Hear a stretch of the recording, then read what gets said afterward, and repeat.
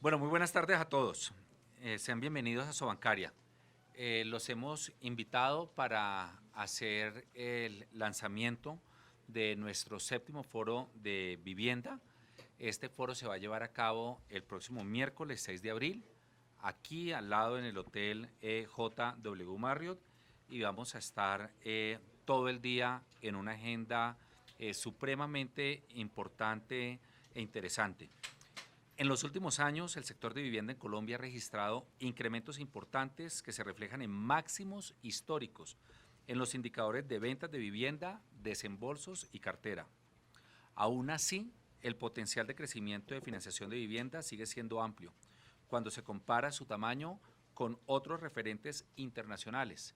Por ejemplo, nuestra relación cartera hipotecaria sobre PIB es del 6%. Perfectamente podría estar por encima del 10 si lo comparamos con países de desarrollo similar. Por esta razón es importante conocer los obstáculos que enfrenta la profundización de dicha cartera en Colombia y las propuestas de política para hacerles frente y potenciar el desempeño del sector hacia el futuro. En este contexto, el séptimo foro de vivienda organizado por Asobancaria se convierte en el espacio propicio para considerar la coyuntura, las oportunidades de crecimiento y los retos de la vivienda a mediano y corto plazo. Es así como contaremos con la presencia en el evento del ministro de Vivienda, Ciudad y Territorio, Luis Felipe Henao, los alcaldes de algunas de las principales ciudades del país. Tenemos ya confirmados al alcalde de Medellín, al alcalde de Cali. Por Bogotá va a asistir la secretaria de Hábitat y también tendremos expertos nacionales e internacionales. ¿Qué aspectos abordaremos? Abordaremos aspectos de gran relevancia para los agentes del sector, como las perspectivas regionales en las principales ciudades en materia de vivienda, las políticas urbanas de Bogotá. También estaremos analizando las tendencias del mercado de construcción y financiamiento hipotecario y el entorno macroeconómico que marcará el panorama del sector en los próximos años. Para dar algunas cifras, en lo corrido del año hasta el 28 de marzo en dichos programas y en el subsidio de la tasa de interés para vivienda no bis, los desembolsos suman 13.678 créditos por un valor de 547.000 millones.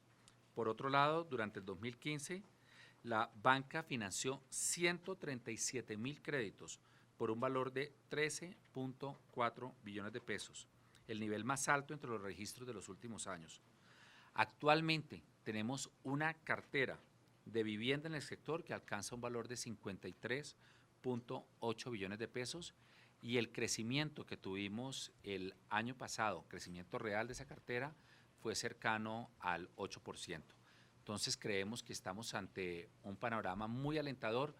Ese sector de vivienda y financiación de vivienda está jalonando la economía y junto con todos los otros servicios del sector financiero somos un contribuyente neto al crecimiento que está presentando el país en medio de inmensas dificultades. Muchas gracias. ¿Una pregunta? Presidente, ¿ustedes qué esperan o cuál ha sido el efecto del incremento de las tasas de interés por parte del Banco de la República en el costo de los créditos para la compra de vivienda? ¿Se ha tenido un efecto directo o cómo se ha sentido? No, el efecto sí es directo. Ahorita que se traslada en su totalidad, no, en unos casos se traslada muy rápidamente, en otros, digamos, se traslada o más lentamente o no se traslada del todo si se cree que estos son fenómenos temporales.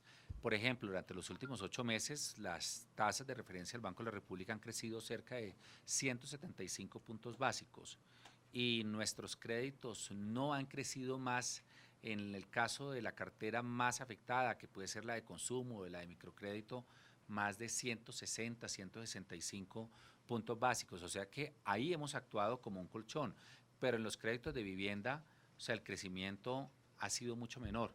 Entonces, no vamos a decir que eso no impacta. Claro que impacta. El crédito hoy en Colombia es más costoso que hace 8 meses, pero pues esperamos que en la medida en que el Banco de la República piense que ya tiene controladas las expectativas de inflación, pues puede empezar a suavizar su política monetaria.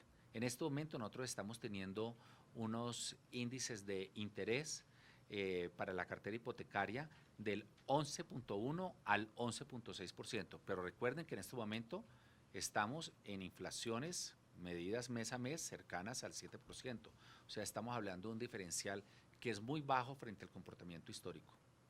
La vivienda, aquí me aparecen los resultados de vivienda BIS, ¿se ha comportado bien o, por ejemplo, en ese segmento, cómo es el movimiento? Yo le voy a dejar ahorita la palabra a la doctora Constanza Erazo para que les haga un recuento de cómo se ha comportado todos estos tipos de cartera, porque es muy importante ver que ese sector, a pesar de la desaceleración de la economía, que hablamos, ojo, hablamos de nuevo de desaceleración, la economía de este país sigue creciendo y sigue creciendo por encima del promedio mundial y por encima, obviamente, del promedio latinoamericano. Pero pues este sector realmente está sacando la cara por el país. Entonces, si quiere le complemento un poco. Claro. Para que cambie entonces, doctor Jonathan, y no tengamos que coger todos los micrófonos. Un comentario muy breve para complementarle lo de precios. Hoy en día, las tasas de interés para vivienda BIS están en 12,7%. Esto es un promedio ponderado por montos. Y para vivienda no BIS están en 11,6% las tasas de interés. En el caso de vivienda, la tasa de referencia no es la del Banco de la República. La del Banco de la República es una buena tasa de referencia para los créditos comerciales o para los créditos de consumo. La mejor tasa de referencia para los créditos de vivienda, dado que son créditos de muy largo plazo, es la tasa de los TES. Es la que nos sirve. Y los TES, en efecto, en el último año se han desvalorizado, también ha habido un alza en esas tasas, y la desvalorización de los TES es del orden de 200 básicos, muy parecido a lo que ha subido también la tasa del Banco de la República. Pero cuando uno mira cuánto ha aumentado la tasa de interés de la vivienda no BIS, comparamos también año a año, el incremento es de solamente medio punto porcentual. Hace un año era 11.1 y como les dije ahorita, ahora es 11.6. Eso quiere decir que solamente hemos reaccionado la cuarta parte de lo que subieron los TES. Esto puede tener varias lecturas. Una primera lectura es que no todo el encarecimiento de liquidez se le está transfiriendo al usuario final. Y no se le está transfiriendo al usuario final porque tenemos unas condiciones de competencia en el sector de cartera hipotecaria que son tan buenas que hacen que los bancos estén llevando ese encarecimiento de su liquidez a pérdida, a menor margen financiero, en lugar de transferírselo vis a vis al cliente. Es una buena señal en materia de competencia. Ese puede ser una hipótesis y seguro hay algo de eso. Pero un segundo elemento allí es que el ajuste no se hace inmediato y tal como mencionaba el doctor Castro, existe un rezago que le haría a uno pensar en principio que el alza en las tasas de vivienda no se ha detenido, que ese efecto de los 200 básicos, que hasta ahora llevamos 50, eventualmente ese ajuste seguirá progresivo en el tiempo. Dicho eso, para los hogares, para las familias, ustedes que aparte llevan temas de economía de bolsillo, si el ajuste en el costo no se ha hecho todo, de momento, sigue siendo un buen momento en términos de costos hipotecarios para adquirir vivienda. Porque la tendencia haría pensar que si se sigue trasladando este ajuste al cliente, la expectativa en el corto plazo es a que las tasas de interés hipotecarias continúen incrementándose. Les vamos a dar unos datos sobre cómo se está comportando los diferentes sectores de vivienda, también con sus correspondientes tasas de interés. Sí, si quieren nos cambiamos o sí, alcanzan a oír. Sí, no.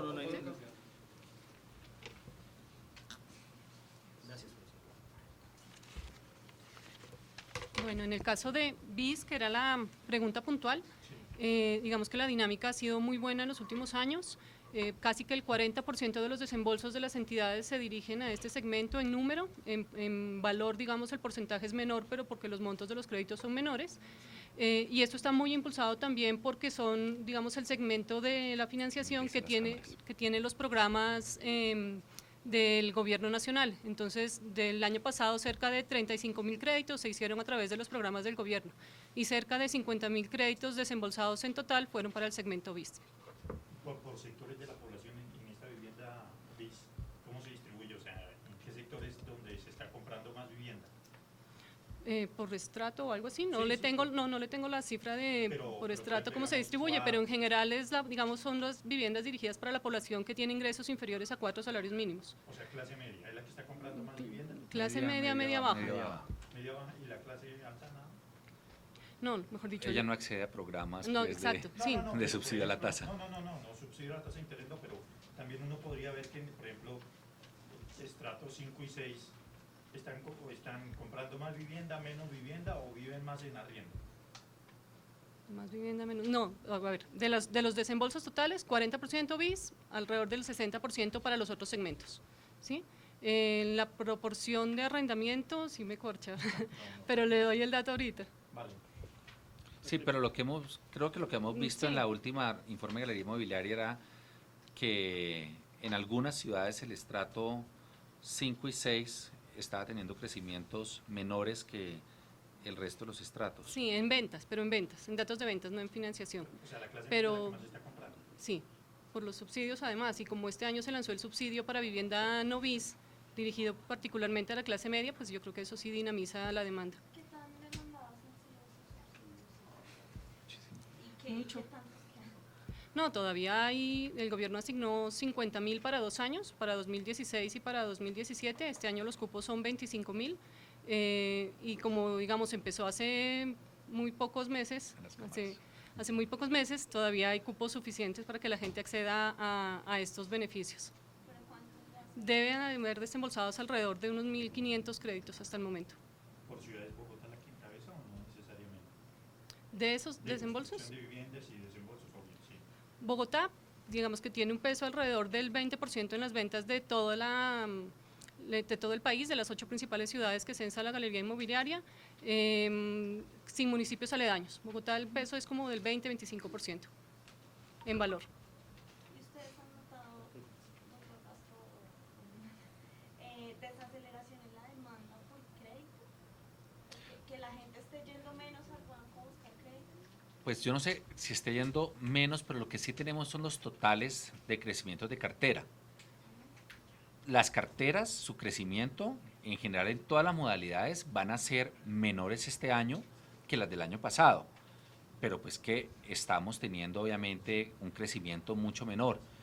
Pero cuando vemos que la cartera en su totalidad se va a comportar en un crecimiento real del 6%, con una economía que está creciendo, que va a crecer posiblemente alrededor entre 2.4 o 2.6, o sea, estamos viendo que estamos más que doblando en cartera el crecimiento del PIB. O sea, ¿qué quiere decir? Que estamos siendo un aportante neto al crecimiento económico de Colombia. Yo creo que esto es una muy buena noticia. Obviamente, pues uno tendría que ver, hay diferencias en las carteras, pero la estrella de la cartera este año creemos que va a seguir siendo la cartera hipotecaria. Muchas Pe- gracias. pe- pero indiscutiblemente la demanda ha perdido tracción y tal como lo mencionaba la doctora Constanza, gracias a los programas y estímulos del gobierno, esa pérdida de tracción cuando uno lo ve por estratos se encuentra que en los estratos medios y bajos es menos que proporcional a lo que ocurre con estratos altos. Una buena manera de ver lo que está ocurriendo con la demanda es irnos a los precios.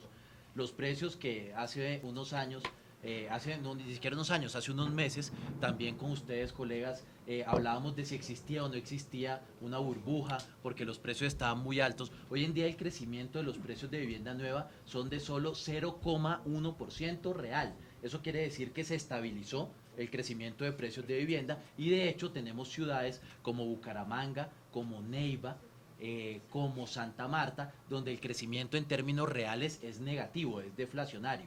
El hecho de que estén cayendo los precios de la vivienda en algunas ciudades es un indicador también que la demanda se ha debilitado. Pero el precio de la vivienda se pegó un techo y de ahí no baja. Lo que pasa es que uno dice, supongamos una vivienda hoy en día no consigue usted en estrato 3 de 180 millones de pesos y de ahí ya no baja.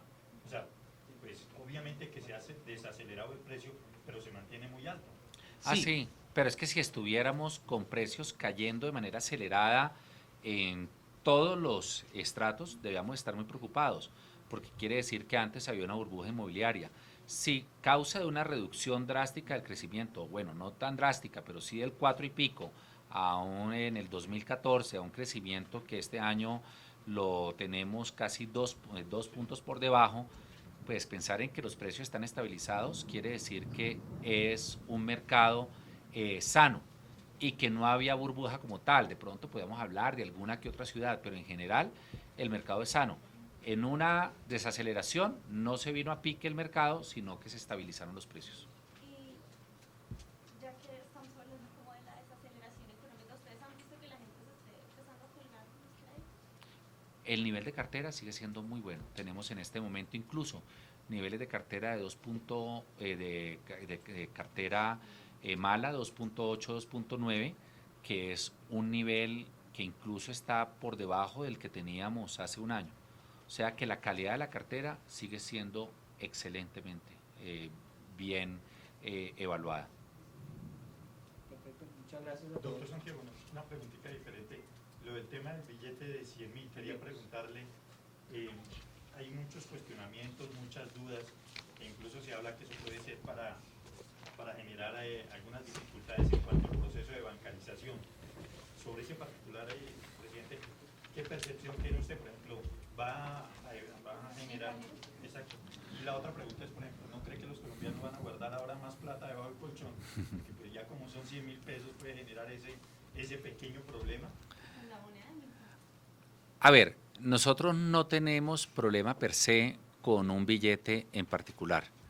Nuestro tema no es que creamos que porque haya un billete de 100.000 va a haber menos bancarización o se va a alimentar más la corrupción o las caletas de las organizaciones criminales, no. Nosotros lo que estamos es en contra del alto uso del efectivo que hay en la economía colombiana per se. O sea, es que creemos que tener unos niveles de efectivo que ya están por encima del 11 y pico por ciento, 11.7%, cuando nuestras metas para el 2018, consignadas en el plan de desarrollo, son de 8.5 sobre M3, o sea, sobre el total de dinero circulante en la economía, efectivo, cuentas de ahorro, cuentas corrientes, depósitos a la vista, creemos que es absolutamente alto bajo cualquier estándar. Y eso, ¿qué nos está generando? Nos está generando una más desintermediación en la economía, nos está generando ineficiencias, le está generando inseguridad a los usuarios, pero está creando toda una base de capital que no está ayudando al desarrollo ni a crecer a este país. Un dinero guardado es un dinero que no está siendo irrigado en créditos hipotecarios, créditos de consumo, créditos para el campo, créditos para la educación. Entonces, tener dinero guardado no le conviene absolutamente a nadie. Y en esto sí tenemos que celebrar que uno de nuestros socios en el programa de reducción del uso del efectivo es el Banco de la República. Entonces, reiteramos, no tenemos problema per se con el billete de 100.000, es más, creemos que es un merecido y justo homenaje que se le hace a un gran expresidente de Colombia como fue el doctor Carlos Lleras Restrepo. Entendemos las razones técnicas por las cuales el Banco de la República emitió el billete, pero simplemente reiteramos y hacemos un llamado de nuevo a que Colombia reduzca sus niveles de efectivo y en eso tenemos que trabajar con el sector privado y seguir trabajando de la mano con entidades del sector público para hacer efectivas unas metas que ya nos hemos trazado como país. Pero la gente sigue diciendo que es que tener plata en los bancos es costoso. Entonces, ¿cómo llegar con esa información a la gente común y corriente? Uno va a Bastos a hablar con las personas allá y lo que dicen es eso. Dicen es que los bancos en este país son muy costosos. A ver, pero yo les voy a también a decir algo. En este momento, una persona puede tener una cuenta de ahorros en este país, manejar su capital en esa cuenta de ahorros, hacer los retiros en un cajero de esa entidad donde tiene su plata, trasladar entre su cuenta de ahorros y su cuenta corriente, si es de esa misma entidad, hacer pagos desde esa entidad sin ningún costo. O sea, salvo que obviamente va a hacer consignaciones a través del botón PCE y otras consignaciones pues nacionales que le generen pues el costo que ya no es producto del banco sino de las redes y las pasarelas de pago. Pero en este momento decir que no hay la posibilidad para que un colombiano en sus transacciones básicas pueda tener cero costo, eso no es cierto. O sea, en este momento hay las entidades y existen los productos. Es tener una mayor educación financiera para saber que uno no puede tener la plata en una entidad y pretender que si la va a retirar desde un mecanismo de otra entidad, llámese cajero, llámese un giro, pues no va a tener un costo. Claro que lo va a tener, pero lo tiene aquí y en cualquier país del mundo.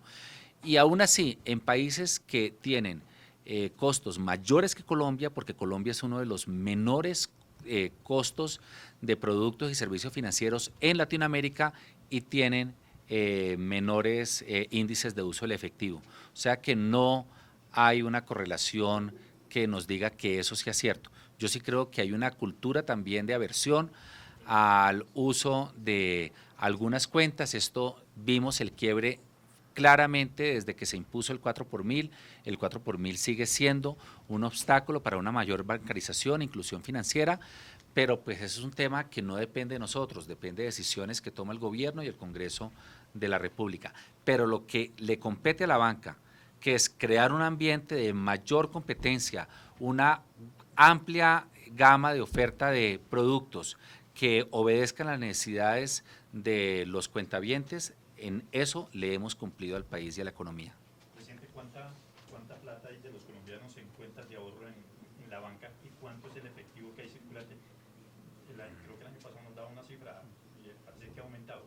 ¿Cómo está la balanza? Sí, nosotros hemos subido cerca de 7 décimas en el uso del efectivo. O sea, desde el momento en que dimos la discusión para incluir esas metas en el plan de desarrollo, debíamos haber empezado a bajar, porque la meta es llegar al 8.5, y contrario, hemos subido.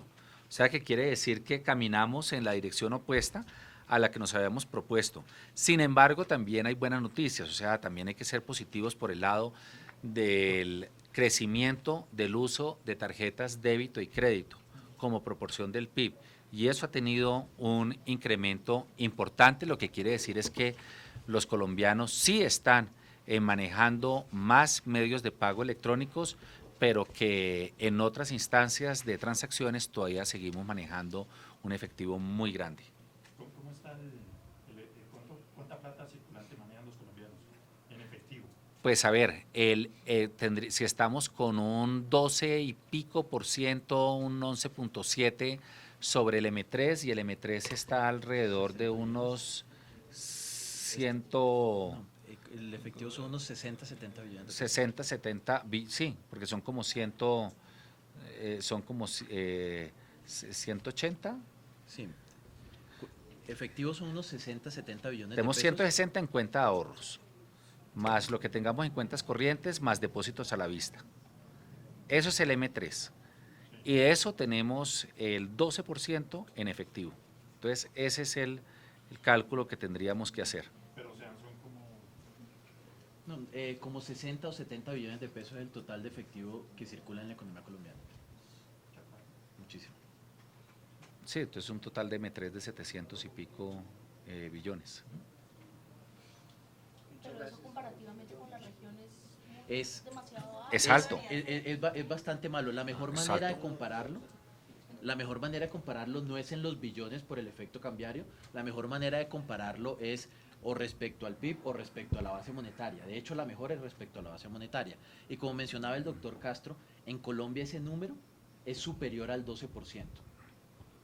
Mientras que en los países de la región de América Latina es inferior al 10%.